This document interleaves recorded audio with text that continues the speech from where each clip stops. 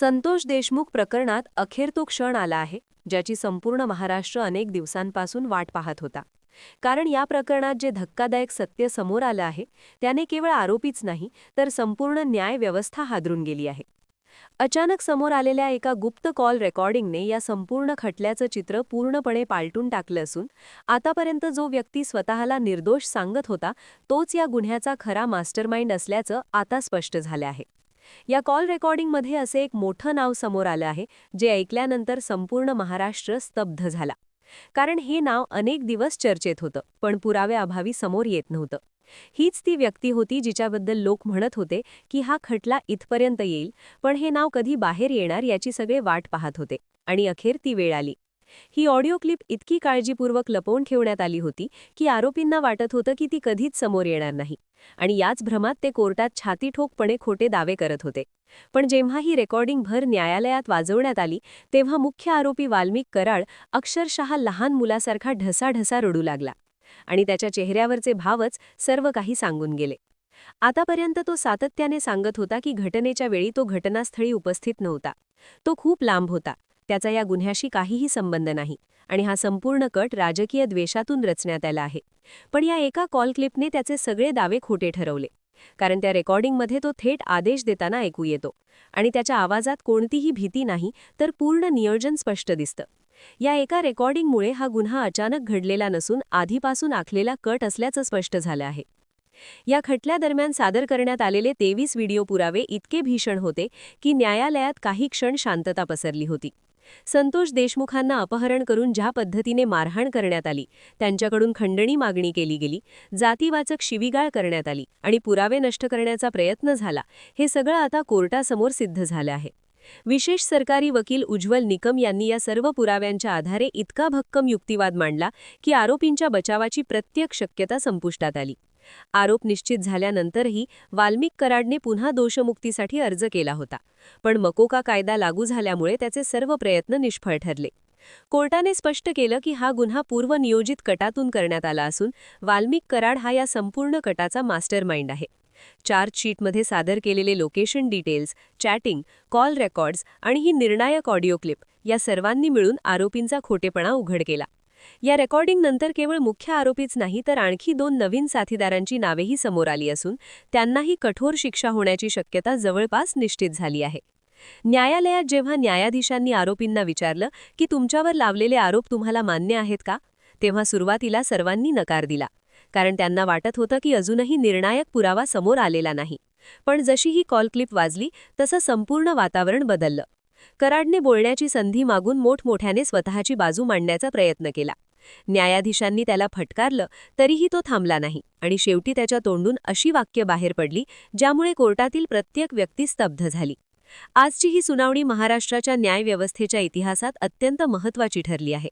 कारण या एका गुप्त कॉल रेकॉर्डिंगमुळे वर्षभरापासून चाललेला खटला निर्णायक वळणावर आला आहे. आता पुढील सुनावणी 8 जानेवारीला होणार असून ही सुनावणी अंतिम आणि निर्णायक ठरेल असं मानलं जात आहे. जर हा खटला रेस्ट ऑफ द रेअर ठरला तर फाशीची शिक्षा किंवा किमान जन्मठेप निश्चित मानली जात आहे.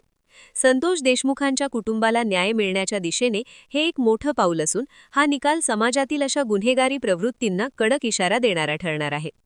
संतोष देशमुख हत्या प्रकरणात आजवर जे चित्र समाजासमोर होतं ते एका क्षणात बदलून टाकणारा दिवस अखेर उजाडला असून न्यायालयात सादर झालेल्या एका गोपनीय कॉल रेकॉर्डिंगने या संपूर्ण प्रकरणाची दिशा पूर्णपणे उलटी केली आहे. आतापर्यंत पुराव्यांच्या अभावामुळे जे नाव थेट समोर येत नव्हतं ते नाव अखेर न्यायालयात उच्चारलं गेलं आणि त्याच क्षणी आरोपींच्या बचावाची भिंत कोसळली. वाल्मिक कराड हा या गुन्ह्याशी आपला काहीही संबंध नाही असा दावा करत होता. आपण घटनास्थळी नव्हतो, सगळा प्रकार इतरांनी केला आणि आपल्याला राजकीय कटातून गोवण्यात आलं असं तो वारंवार सांगत होता. पण न्यायालयात जेव्हा ती कॉल रेकॉर्डिंग वाजवण्यात आली तेव्हा सगळ्या दाव्यांचा बुरखा फाटला.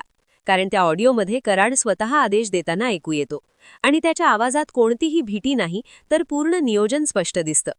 या एका रेकॉर्डिंगमुळे हा गुन्हा अचानक घडलेला नसून आधीपासून आखलेला कट असल्याचं स्पष्ट झालं आहे. या खटल्यादरम्यान सादर करण्यात आलेले 23 व्हिडिओ पुरावे इतके भीषण होते की न्यायालयात काही क्षण शांतता पसरली होती. संतोष देशमुखांना अपहरण करून ज्या पद्धतीने मारहाण करण्यात आली, त्यांच्याकडून खंडणी मागणी केली गेली, जातीवाचक शिवीगाळ करण्यात आली आणि पुरावे नष्ट करण्याचा प्रयत्न झाला, हे सगळे एकमेकांशी जोडलेलं असल्याचं आता सिद्ध झालं आहे. विशेष सरकारी वकील उज्ज्वल निकम यांनी ही रेकॉर्डिंग योग्य क्षणाची वाट पाहून सादर केली आणि हाच क्षण या प्रकरणाचा सर्वात मोठा टर्निंग पॉइंट ठरला.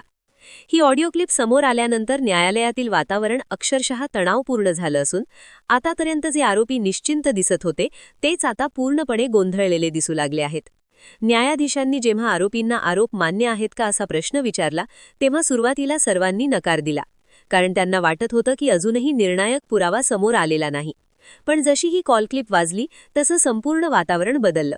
कराडने बोलण्याची संधी मागून स्वतःची बाजू मांडण्याचा प्रयत्न केला, मात्र त्याच्या तोंडून निघालेल्या शब्दांनी त्याचाच बचाव कमकुवत केला. कोर्टाने स्पष्ट निरीक्षण नोंदवलं की हा गुन्हा संघटित पद्धतीने करण्यात आला असून यात कट, अपहरण, खंडणी आणि हत्या हे सर्व घटक स्पष्टपणे दिसून येतात. त्यामुळे मकोका कायदा लागू झाल्यानंतर कराडसाठी जामीन मिळवण्याची शक्यता जवळपास संपुष्टात आली आहे. चार्जशीटमधील location data, call details, chats आणि ही निर्णायक ऑडिओ क्लिप या सर्वांनी मिळून आरोपींचा खोटेपणा उघड केला. या रेकॉर्डिंगनंतर केवळ मुख्य आरोपीच नाही तर आणखी 2 नवीन साथीदारांची नावेही समोर आली असून त्यांनाही कठोर शिक्षा होण्याची शक्यता जवळपास निश्चित झाली आहे. न्यायालयात जेव्हा न्यायाधीशांनी आरोपींना विचारलं की तुमच्यावर लावलेले आरोप तुम्हाला मान्य आहेत का, तेव्हा सुरुवातीला सर्वांनी नकार दिला, कारण त्यांना वाटत होतं की अजूनही निर्णायक पुरावा समोर आलेला नाही. पण जशी ही कॉल क्लिप वाजली तसं संपूर्ण वातावरण बदललं. कराडने बोलण्याची संधी मागून स्वतःची बाजू मांडण्याचा प्रयत्न केला, मात्र त्याच्या तोंडून निघालेल्या शब्दांनी त्याचाच बचाव कमकुवत केला. कोर्टाने स्पष्ट निरीक्षण नोंदवलं की हा गुन्हा संघटित पद्धतीने करण्यात आला असून यात कट, अपहरण, खंडणी आणि हत्या हे सर्व घटक स्पष्टपणे दिसून येतात.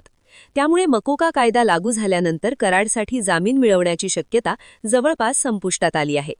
चार्जशीटमधील location data, call details, chats आणि ही निर्णायक ऑडिओ क्लिप या सर्वांनी मिळून आरोपींचा खोटेपणा उघड केला.